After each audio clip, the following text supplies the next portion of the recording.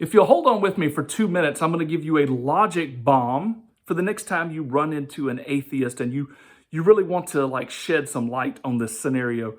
So Cliff Knetchle was on campus debating this scholarly kid that was really well researched with debate. And this kid laid a trap for Cliff that, kind of tangled things up a little bit.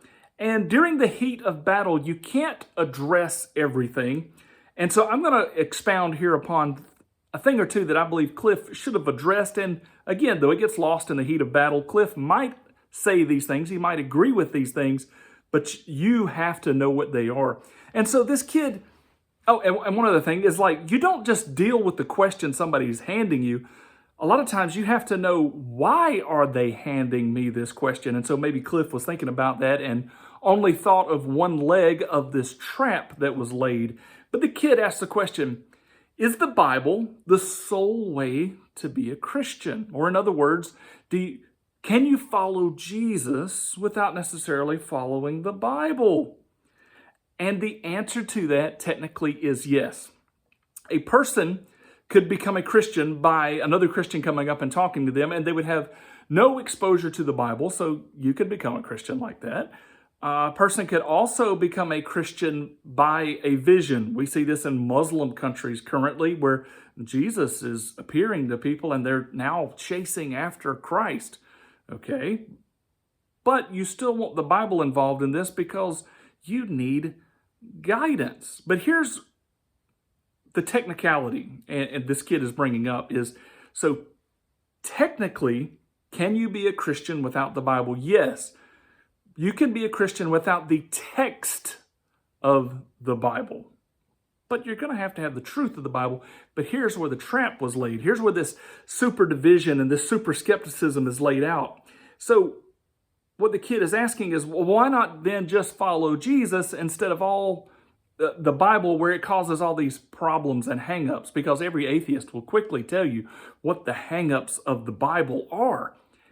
And so then you would think, well, let's just jettison the Bible and follow Jesus. But then you really don't have anything except opinions, and you don't even have information, because where does the information about Jesus or what he taught even come from?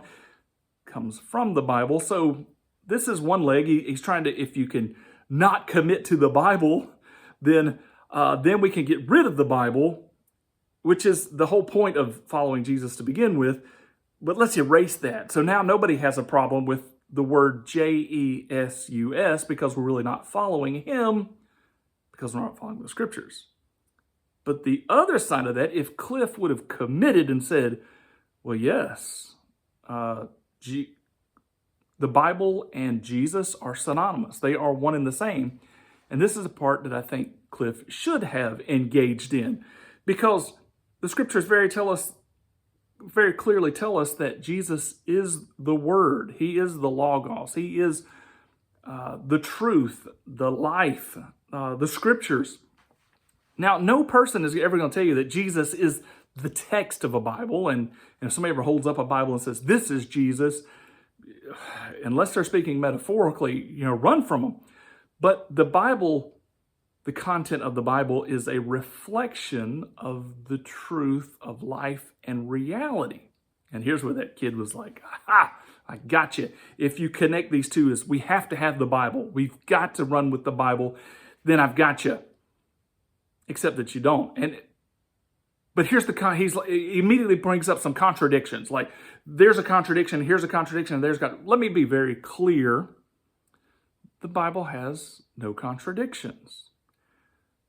This might not make sense to you, and if it just brings up ire in you for a second, hold on with me. I really want to precisely explain this, and this is the part I was telling you that was coming in the video. The Bible is a superior piece of literature. And if God is the greatest mind of all time, then this book should be an incredibly well-crafted book. And so we have to ask the question, is it? Now, first of all, I want us to consider some literary tools. Some literary techniques that men use in conveying information and not just information, but doing something else on top of the information. Here's what I mean. So, number one thing to consider is, you know that sometimes people hide the meaning or the motive of what they are writing in length and detail. So it is very common practice for politicians the night before they're supposed to vote on something to drop 1,000 pages of a law down. And they have to distribute to everybody ahead of time so they can look it over. But they'll write 1,000 pages of material, bam, and drop it for everybody to look at.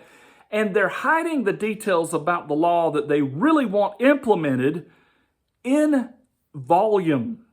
So there is a technique there. Even though you have given the information clearly, it is a human technique to hide information in a lot of information. It's one technique.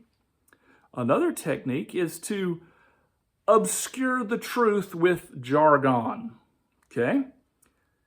If you are going to be a lawyer and you want to pass the bar exam, then you need to learn how to speak in legalese. You need to use their terminology and use big words. I believe the guy's name was Maxi Flyer. Don't hold me to that. But this guy went around the country taking the bar exam, and I think he took it upwards of 40 times, and they continued to fail him all across the country because he wouldn't write in legalese. And the whole point of that is, if you write in their wording and in their nomenclature, if you write in their context, then they have control over it. But if you write where the common man can understand it, then contracts they lose some of their power because anybody could read and understand it. And this is what kept getting Maxi Flyer in trouble, is he wouldn't write like lawyers. He would only write in the common tongue, the common vernacular, etc. And so that is another way, is to hide or obfuscate things in jargon. That's a literary technique. Well, another technique to consider is that sometimes people use incredibly complex words to impress people with. It's not just because it's flowing off the tip of their tongue, but it's actually to impress other people. Several years ago, I read a book, mammoth tome of a book, about Winston Churchill, and every single page I'm flipping, and I'm like, I had to have a massive dictionary beside me to even get through. There was a new word or new 3 words every single page. This is something that scholars just do to show their superiority, to show where they're at. And sometimes there's nothing wrong if big words flow off your tongue, but sometimes people use them just to impress others. So it's not just about the word, it's about the motive of the word and how it's being used. What about Shakespeare, who created words all the time? It's like, oh, well, we need a word for this. And he would craft his line and his emotion and his meter and throw this word in there and just create a word and add meaning to it. Think about these literary techniques. It's not just about the words, not exactly about the words or how they're laid out. It's a lot of times there's a heavier and bigger motive to it. I hope you're tracking with me through these concepts. Also, sometimes we hide what we really want to say. Another way, we do it metaphorically. Everyone's heard about the turtle and the hare. I don't even have to tell you what that little parable is about, because you know, if I ask you, is that a representation of A and B? You could fill in the blanks and tell me that. And I'm not even going to say it to keep the mystery there, because you already know how this works. We also, human beings, write riddles. We have the answer, but we're trying to make somebody's mind work and stretch and dig. They have the information right in front of their face, but they're going to have to really dig to get the meaning out. And some riddles are so complex we never get the meaning out, but it doesn't mean the meaning is not there.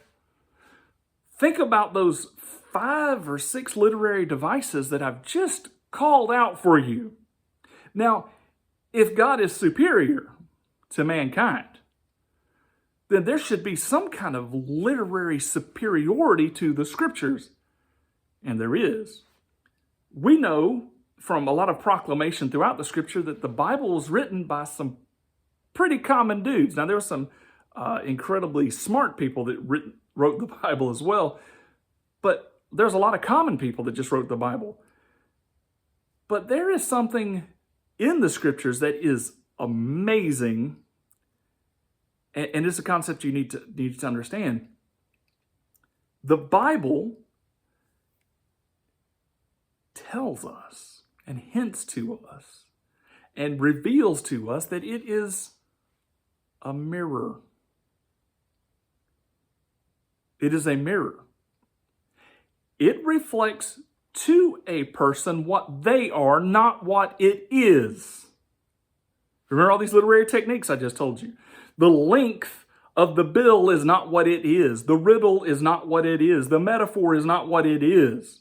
And so the Bible is a mirror to reflect to you what you are, not so you can try to figure out what it is, because it's already told you what it is.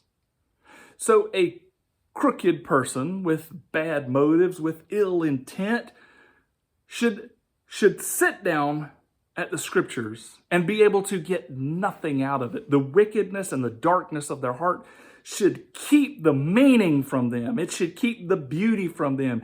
It should lock them on the outs.